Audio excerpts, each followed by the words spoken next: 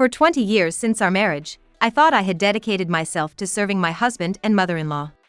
However, I was abruptly informed by my husband that we'll be living with my mother and sister from next month. To add insult to injury, my mother-in-law scorned me with, "Parasites from outside should go back to their own home." That's when I finally woke up. Understood. Then, I'll take my leave. With those words, I left the house the next day. But as furniture and appliances began to be moved out, and my husband and his family became furious upon hearing that I had moved into a new condo reputed to be worth $2 million, they came storming over. My name is Olivia Brown, 48 years old. I work in the accounting department of an air conditioning company. I live with William, 2 years younger than me, and my mother-in-law, and we have no children.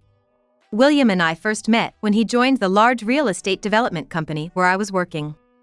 At first, I simply saw him as a modern man, watched by female employees and older male employees alike for his charming looks. But for some reason, William said to me, "Other accountants seem a bit standoffish, but you, Olivia, have a warmth about you, true to your name." He started handing almost all his paperwork to me. However, whether due to his naturally clumsy nature or carefreeness, I often ended up working overtime to correct his paperwork mistakes and last-minute submissions, despite his immediate apologies. Smart, or should I say, quite sly. Though I maintained a pleasant facade, inwardly I felt bitter each time.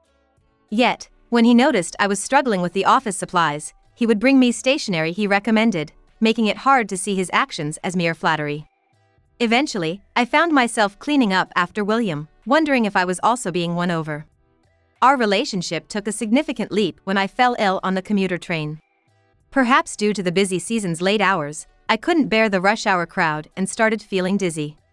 Managing to make it to the company's nearest station, I collapsed on a bench, unable to move, fighting off nausea. Noticing my condition, William ignored my protests about staining his suit and, following the station staff's directions, carried me to the station's medical room. After taking some medicine I had with me, I lay down for a while. Eventually, the dizziness subsided, and after contacting my company again, my supervisor instructed me to go home. Despite my refusal, William was ordered to make sure I got home safely, and I ended up accepting his escort. The next day, after apologizing to my boss and colleagues, I visited William in the sales department to explain and apologize to his supervisor. "I caused you a lot of trouble, and I'd like to do something to thank you." Well then, how about you treat me to dinner this Friday? It's just before payday, and I'm kinda short on cash. William's unreserved request made me burst out laughing as I agreed. I had intended it to be a one-time meal, but now that I've gotten my paycheck, "Let me treat you today as a thank you," he said. This pattern of thanking each other over and over somehow led to us being regarded as a couple by those around us. But I was the only one who panicked and tried to deny it. William was nonchalant about it. "Hey, there's no need to get so worked up denying it. I don't mind," he said, and just like that, we were treated as an official couple. 2 years later, when I turned 28, he said, "Maybe it's time we got married. It would probably put everyone at ease." And so, we married. I planned to continue working, but having both of us work at the same company felt awkward, and William wanted me to quit, which I hadn't expected. "You're getting on in years, after all. Wouldn't it be wiser to focus on having children first?" he said, and even my mother-in-law strongly suggested the same, leading me to resign. Moreover, although I had a preference for living areas if we were both working, the conversation about living with William's family came up. William's father had passed away 10 years ago, and since his sister, Mila, married and left home 3 years ago, William and his mother had been living alone. While I expected us to live together eventually since William is the eldest son, the idea of starting right away was daunting. But when it came to William moving out, his mother was vehemently against living separately, fearing she'd be left alone. I was persuaded that it would save on rent, and so we began our life living together at the same time as we got married. Life was peaceful at first. My mother-in-law, a graduate of a prestigious university who married an elite man from her workplace, took pride in Mila, who had also married well. To William, however, she seemed less interested, despite him being her eldest son. Mila, living about 30 minutes away by train in a condo, often begged her mother to help with household chores. "Mom, please come and help. I'm too busy every day to handle the chores." Flattered by her beloved daughter's pleas, my mother-in-law would say, "Honestly, that girl just can't manage without me," and dutifully went to my sister-in-law's condo, taking care of all the household chores like cooking, cleaning, and laundry, almost like a housekeeper, not entirely displeased with the arrangement. But there were times when even my mother-in-law couldn't handle everything alone, or when Mila took a day off to enjoy afternoon tea at a hotel with her, and I would be called upon to help. However, my mother-in-law generally didn't interfere much with William and me, making cohabitation smoother than expected. Considering that, helping out at Mila's occasionally didn't seem like a big deal. But one day, Mila and my mother-in-law planned a one-night trip to a nearby hot spring for rest. They asked me to tidy up Mila's house during their absence. They said it would be bad to inconvenience the husband while they're away, so could you clean and do the laundry, and prepare some meals in advance? After being given a list of detailed instructions, I saw my sister-in-law and mother-in-law off, then used the key they gave me to enter my sister-in-law's condo and started tackling the household chores as I was told. I efficiently completed the cleaning, laundry, and ironing. But when it came time to store the side dishes I had prepared at my in-laws' house in the fridge, I remembered being told, "Make sure to chill my husband's favorite brand of beer. Otherwise, he gets in a bad mood." However, when I checked the fridge, there was not a single beer bottle. Instead, it was filled with mineral water and beauty drinks Mila drinks every night. I should have checked before going shopping, I muttered to myself, but it was too late. Reluctantly, I went to the nearest supermarket, but they didn't carry the specified brand of beer. My brother-in-law's preferred beer was a Belgian brand, not as readily available as domestic brands at any supermarket. Initially, I thought, if this store doesn't have it, another surely will. However, after visiting nearby supermarkets and chain drugstores that also sell food, I couldn't find the specific brand anywhere. At the time, map apps weren't widely used, and I was unfamiliar with the stores around my sister-in-law Mila and Owen's condo area. Despite my rushing around, time passed without success in finding the beer. Resigned, I hailed a taxi to the nearest department store and finally found the beer in the liquor section of its basement. By the time I returned to the condo, it was nearly 5 p.m. Just as I thought to put the beer in the fridge and head home, I saw Owen standing in the living room. "Owen, you're home early." As I said this, I began to tidy up the apron and the bag of food storage containers left on the living room sofa, but then Owen confronted me, asking, "What's all this about?" My wife told me we had hired someone to take care of the house. Owen explained that he had initially wanted to bring his mother from their hometown to live together, considering their full-time work schedules. "Like my wife's family, my father has passed away, and being an only child, my mother has no one else but me. I asked her to live with us in exchange for her help around the house." However, Mila had argued, "Then I want my mother to come and live with us too. It's unfair and dishonest to favor only your mother." Following discussions, they agreed to hire someone for housework, sharing the cost, instead of relying on their parents. But in reality, they had secretly been calling on his mother and me to do the work. In reality, behind the scenes, my mother-in-law and I were secretly called upon to take care of the household chores. Upon discovering the truth, Owen immediately contacted Mila's cell phone.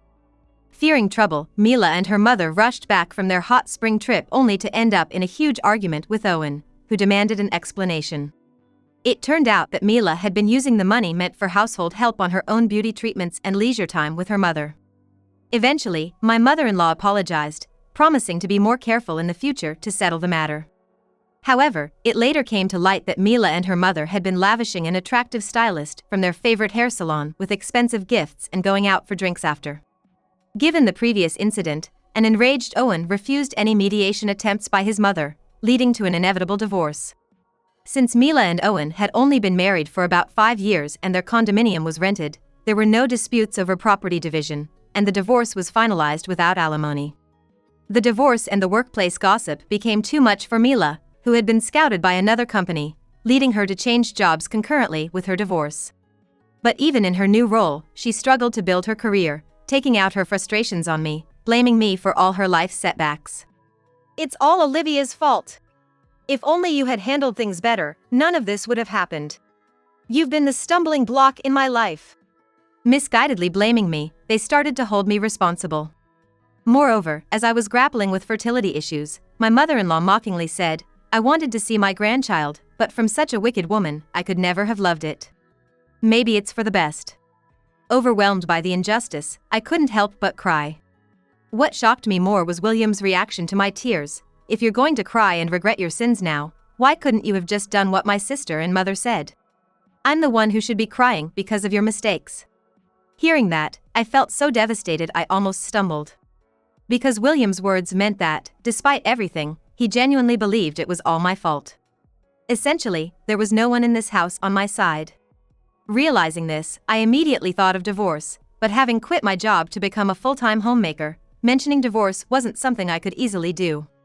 While returning to my parents' home was an option, moving back unemployed and imposing on my brother's family, who lived nearby, seemed unbearable.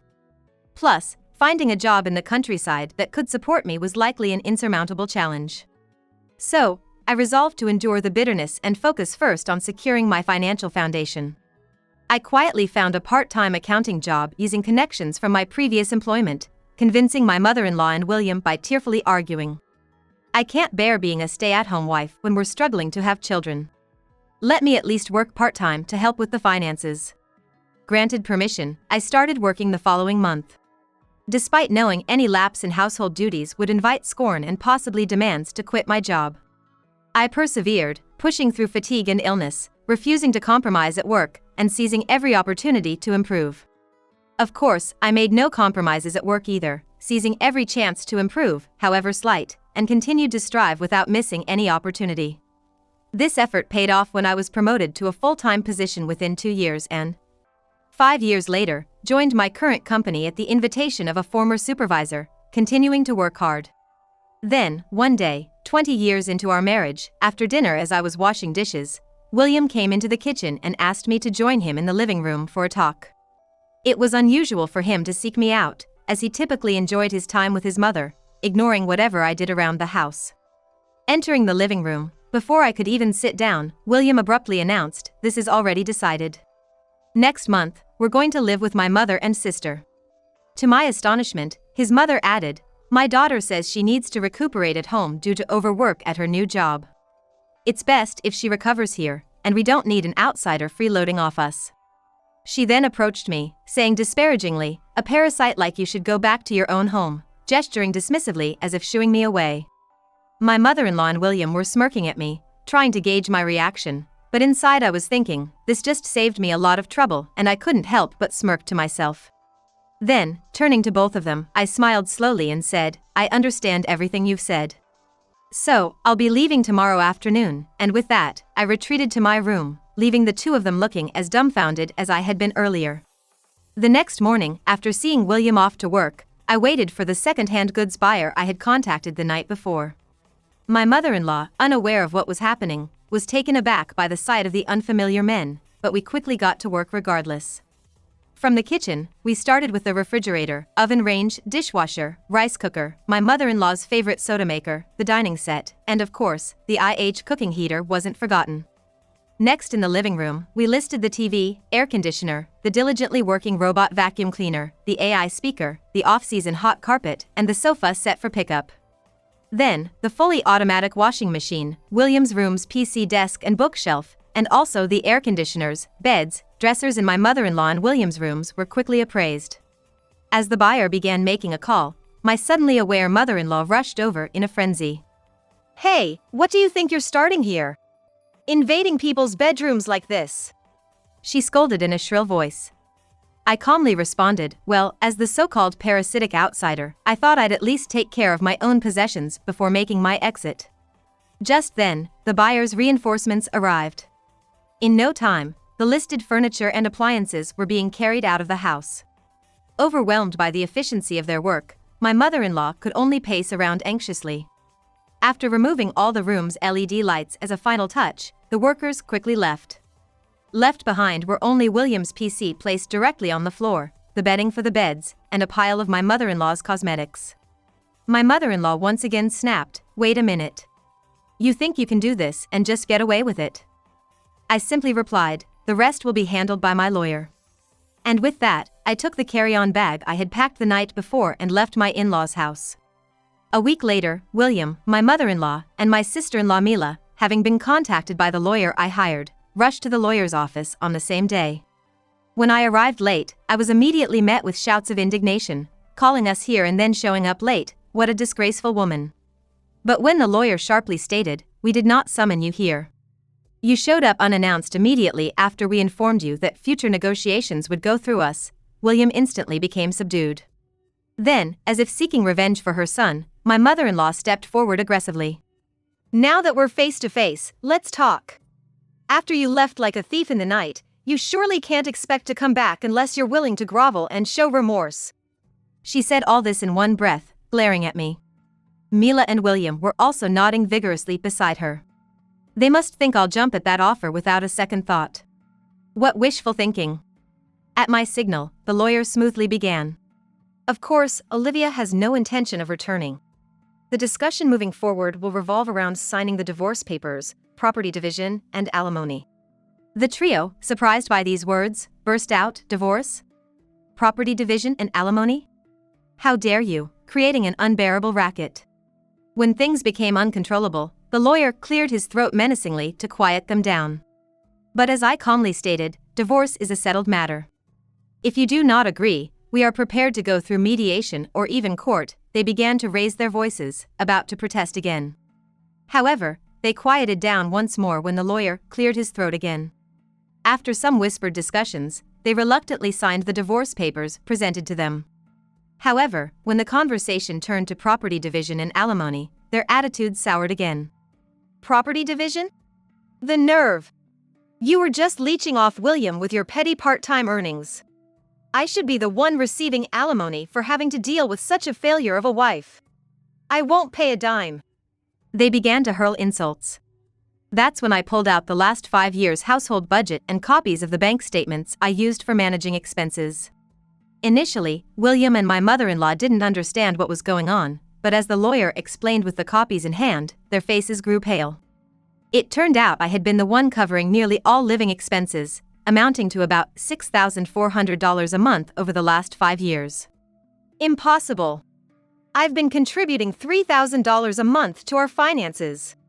William protested, but against his $3,000, the monthly repayment for his and my mother-in-law's credit cards was nearly the same at $2,840, effectively making his contribution null. Effectively, even though money was deposited from the salary account, it just went in one side and out the other. In exchange, the $6,400 deposited from my salary account was merely covering the remodeling loan, William and the mother-in-law's credit card loans, groceries, utilities, and all appliance loans. For the past 5 years since Olivia took the position of accounting manager at her current company, she has been redirecting almost all of her income to the household expenses. The total amount comes to about $380,000. To call someone who has contributed so much a parasite, isn't that quite the treatment? The three of them were flipping through the copies with wide eyes, but what the lawyer stated was an undeniable fact.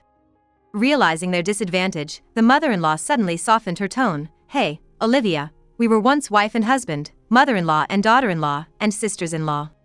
Shouldn't we stop fighting and peacefully go our separate ways?" Her voice was smooth as silk. Sensing victory, I replied, "Indeed. Besides, I impulsively sold all our furniture and appliances the other day. Let's both act like adults and part ways amicably." Saying that, I asked the lawyer to draft the divorce agreement. We explicitly stated in the agreement that both parties would waive rights to property division and alimony. Additionally, to ensure everything was ironclad, we went to a notary office to have the agreement officially notarized, then parted ways with a handshake, ending our 20-year marriage. However, that wasn't the end of the story.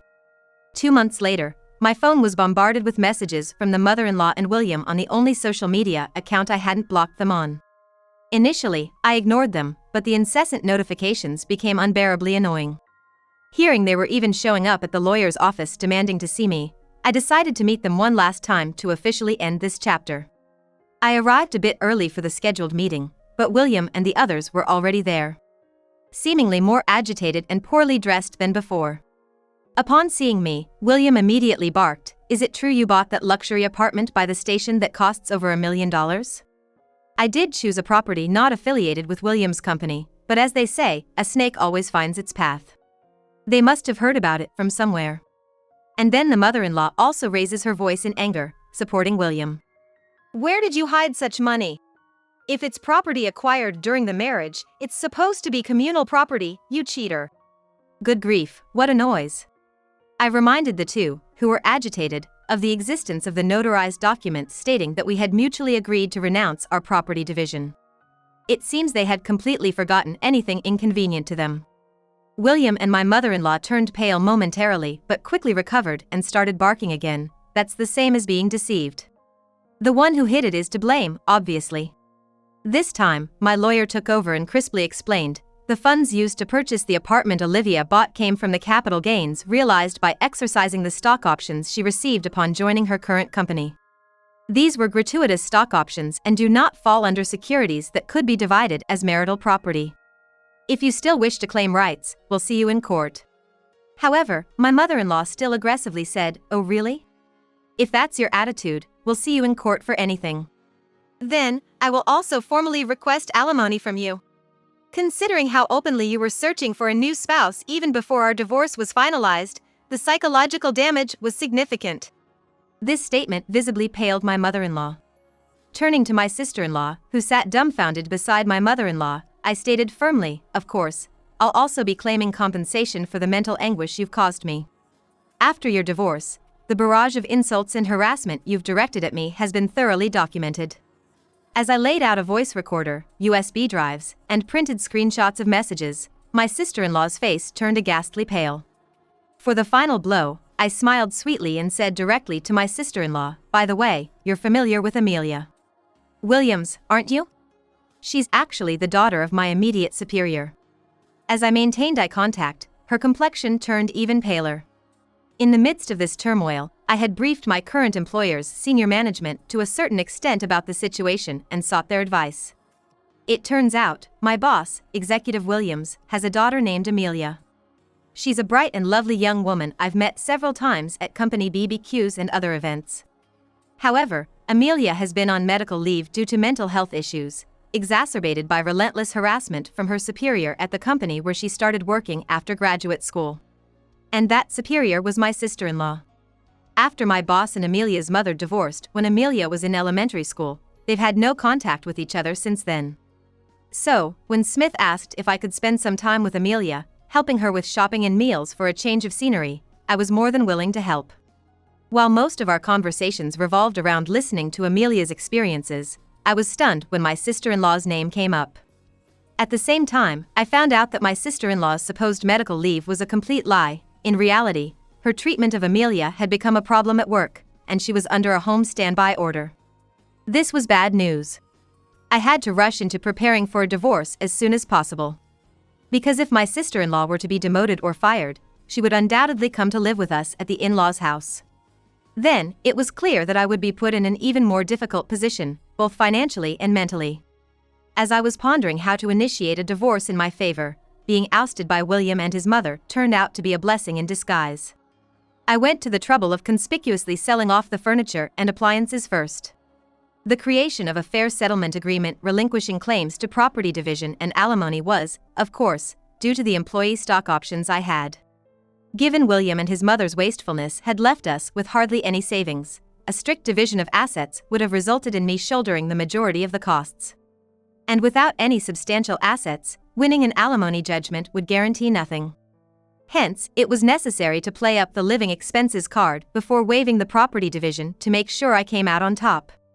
Finally, William, his mother, and his sister came to realize everything. The foolish trio, who thought they could continue their lives as usual without me, the parasite, and not need anything else, trudged away with their shoulders slumped. The downfall of the three of them afterward was severe. Following my eviction, the mother wasted no time in spreading word among friends, relatives, and even mere acquaintances that despite not showing us our grandchild's face, she insists on working part-time. I'm determined to cut ties with such a daughter-in-law and my son. She didn't stop there but also hinted, "So, if you happen to know any suitable young ladies, I'd very much like to arrange a meeting for my son." Of course, among those approached, people with good sense reportedly sneered behind the mother-in-law's back, saying, "Even so, looking for the next partner before even divorcing the current wife? Isn't that absurdly out of touch? Moreover, to impose such conditions, how highly does she think of her son?" The conditions that the mother-in-law set for William's ideal wife were outrageous. Firstly, she must be in her early 20s. Anyone older would have too much of society's stench on them, starting all that nonsense about equality in marriage, right? She supposedly blurted out. This alone was shocking enough, but the mother-in-law's rampage didn't stop there. Of course, she'll have to sever ties with her own family, but before that, we'll need a pre-transfer of inheritance, so some wealth and financial power are necessary. And, can she be checked by a doctor beforehand to ensure she can bear children?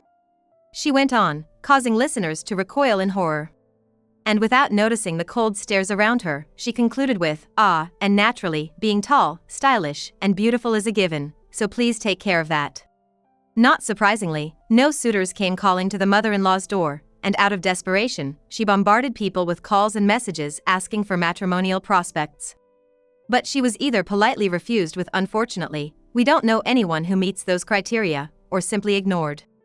Eventually, as the saga of the divorce spread from relatives to friends and neighbors, they became the subject of whispers, labeled as the shameful mother and son.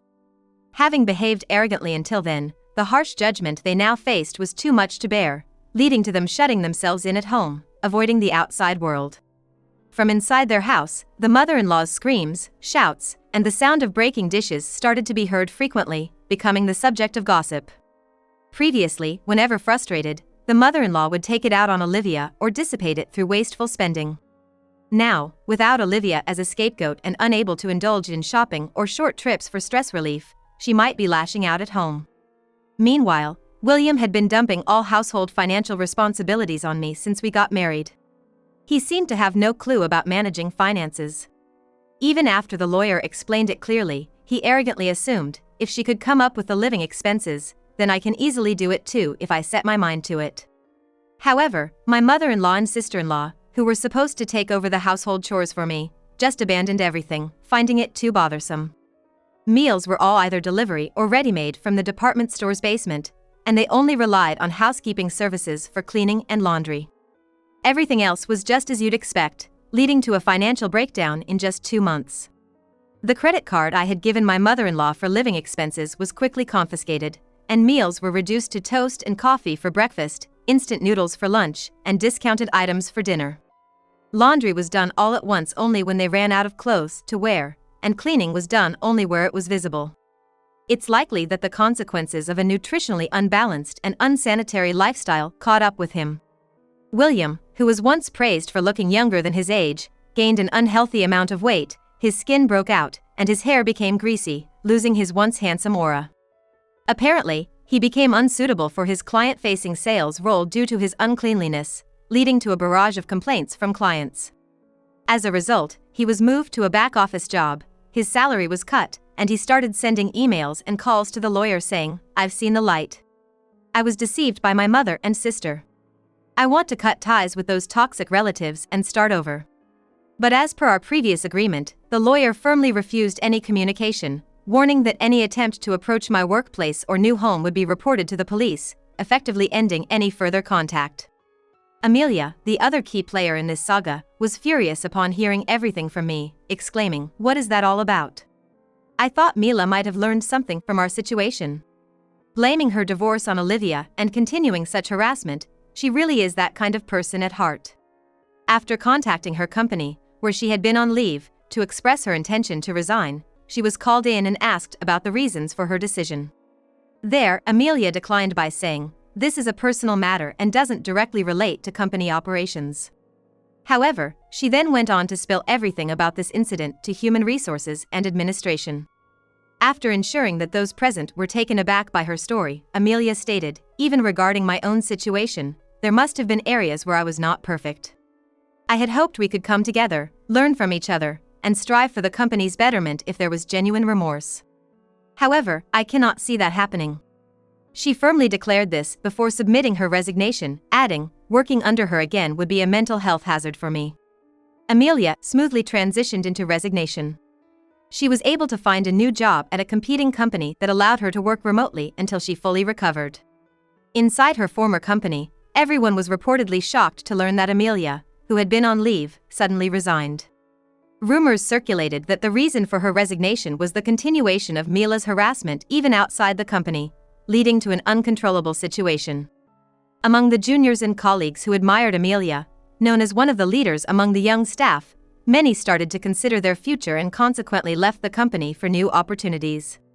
Seeing the significant loss of promising young talent, the company's senior management hastily convened discussions and reportedly issued a final ultimatum to Mila, stating, "After your home standby period is over, you will be transferred to a subsidiary in another state.